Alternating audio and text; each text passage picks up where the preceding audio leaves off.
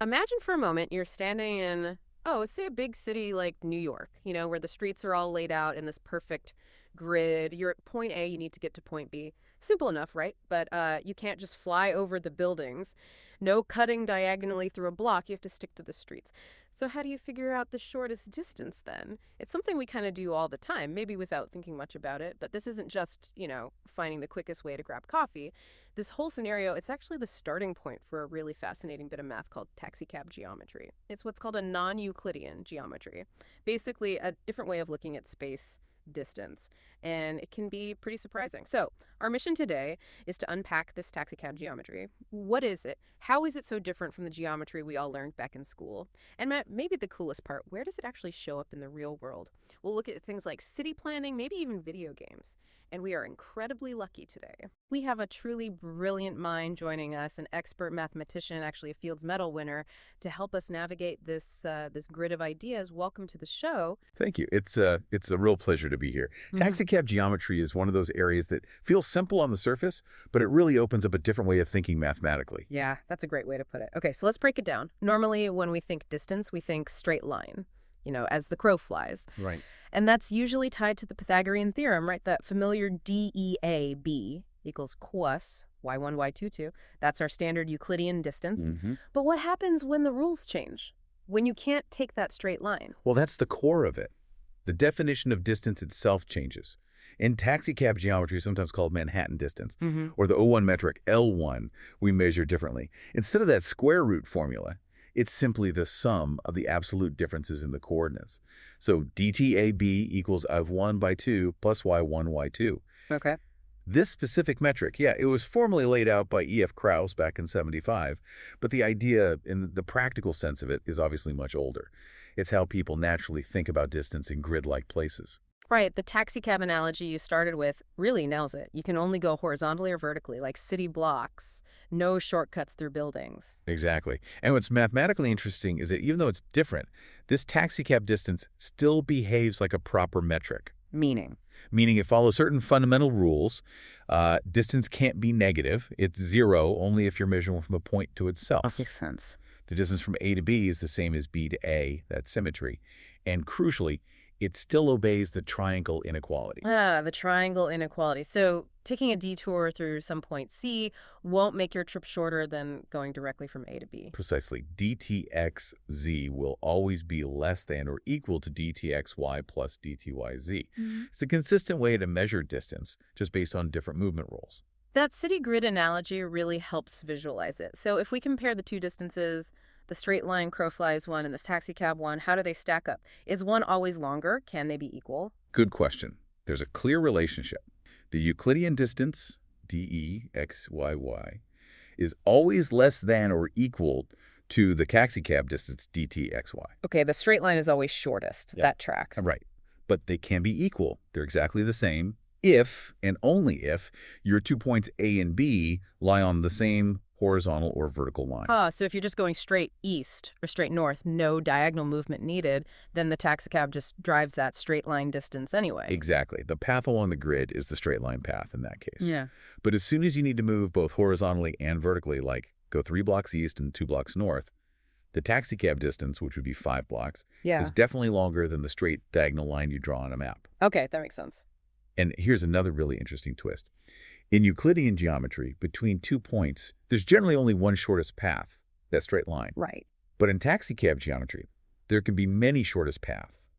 Think about going from one corner of a rectangle to the opposite corner. Any path where you only move towards your destination, say only east and north, never west or south, will cover the same total number of blocks. You could go all the way east, then all the way north, or all north, then all east, or zigzag.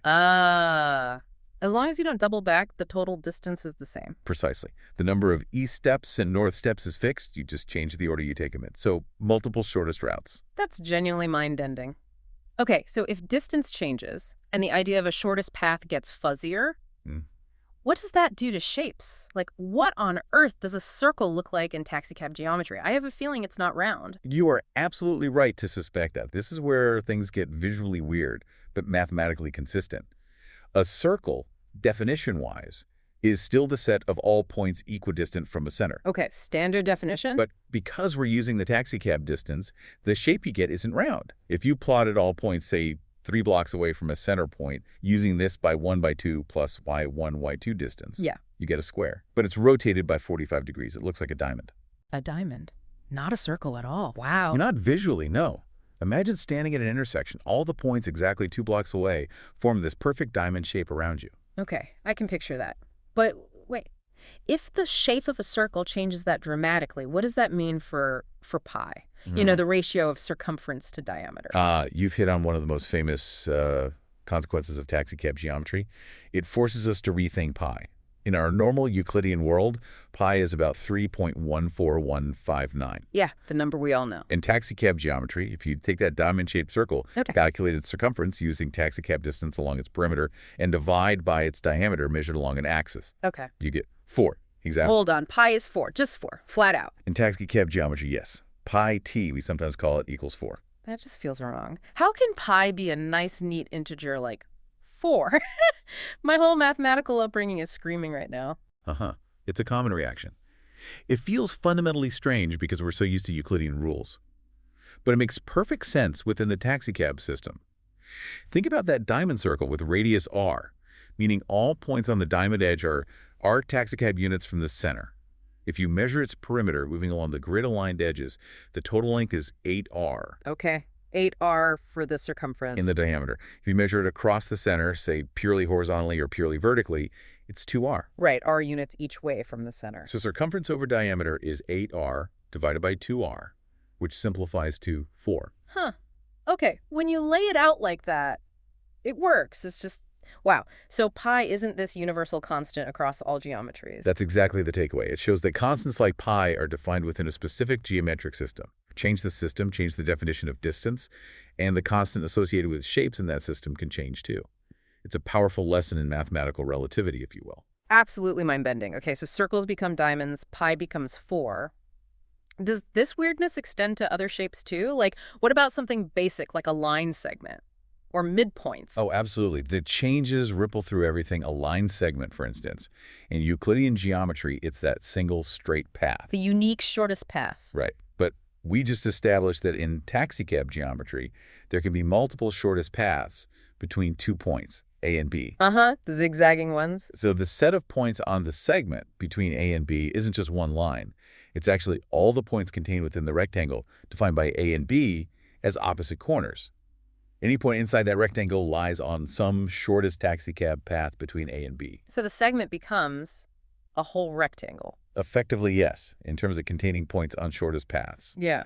And midpoints. If you're looking for points equidistant from A and B, well, depending on where A and B are, the midpoint set might not be a single point. It could be an entire line segment or even a more complex shape. And things like perpendicular bisectors, the set of points equidistant from 2 given points, they don't look like straight lines either. They often take on these L shapes or jagged polygonal forms, conic sections too, ellipses, hyperbolas. They all get this sort of blocky, squarish look when defined using taxicab distance. It's like viewing geometry through a pixelated lens or something. That's actually not a bad analogy. It's geometry tailored to a grid. Okay, this is all fascinating theoretically, but you mentioned real-world applications. It sounds like more than just a mathematical curiosity.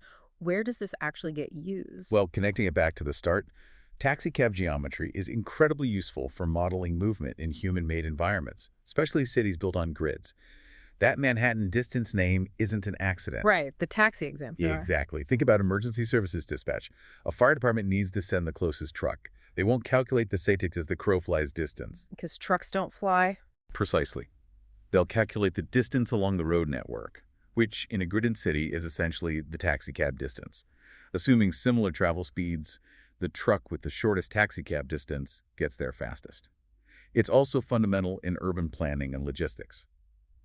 If you need to decide where to build a new facility like a warehouse, a school, even something simple like placing benches in a park, you often want to minimize the average travel distance for people or goods moving along paths, which are often grid-like.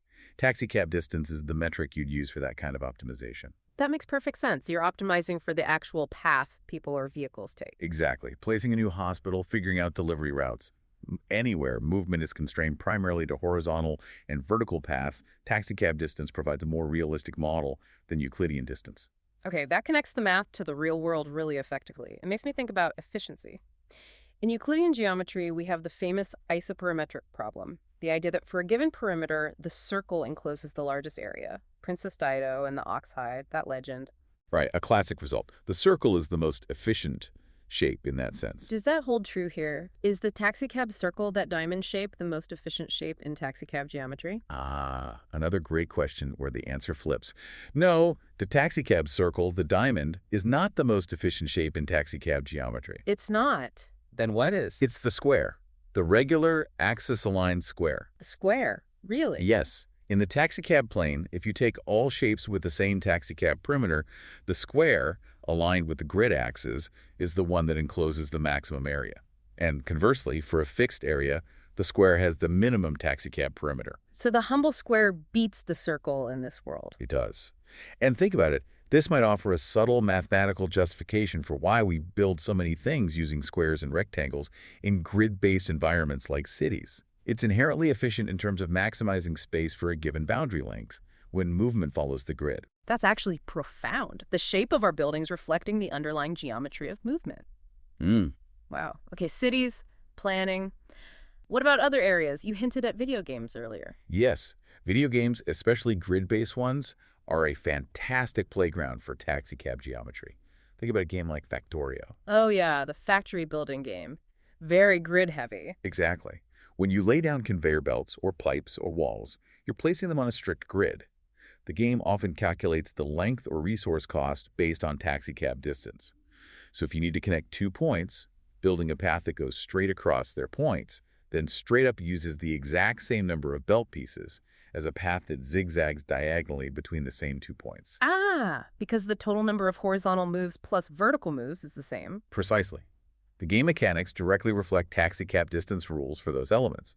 Players learn intuitively that diagonal zigzags don't save resources for belt or pipes. Though interestingly, Factorio has a little quirk with trains. While laying diagonal track might cost the same number of rail pieces per taxicab distance. The trains themselves do travel a shorter actual distance on diagonal track and therefore use less fuel.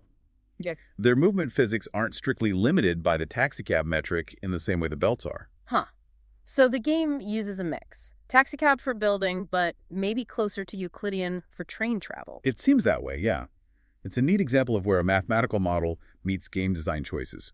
They use taxicab, where it makes sense for grid building, but maybe tweak it for other elements to feel more intuitive or behave differently for gameplay reasons. Fascinating. It really shows how these abstract mathematical ideas can be applied, sometimes directly, sometimes with modifications, in virtual worlds too. So let's try and wrap this up. We've taken this deep dive into taxicab geometry, and it starts with just one simple change, right? Redefining distance. That's the essence of it. And from that one change, everything shifts. The shortest path isn't always unique. Circles become squares. Pi becomes 4. The most efficient shape becomes the square, not the circle. It completely reframes our geometric intuition. And it shows that geometry isn't this single rigid thing we learned in school. It's more like a set of tools, a framework that changes depending on the rules of the space you're in, whether that space is a city grid or a game board or even something more abstract. Very well put. The underlying space and its rules dictate the geometry. So maybe a final thought for everyone listening. The next time you're navigating a city, maybe following GPS directions block by block or even playing a game on a grid, just take a second to think about the geometry that's secretly at work there. It's probably taxicab geometry guiding your path. And it makes you wonder, what other ways are there to measure distance? What other rules could define a space?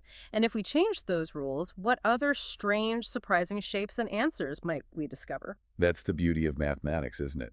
Always more questions to ask, more perspectives to explore. Absolutely. It's a reminder that even things we take for granted, like distance, can look completely different from another angle.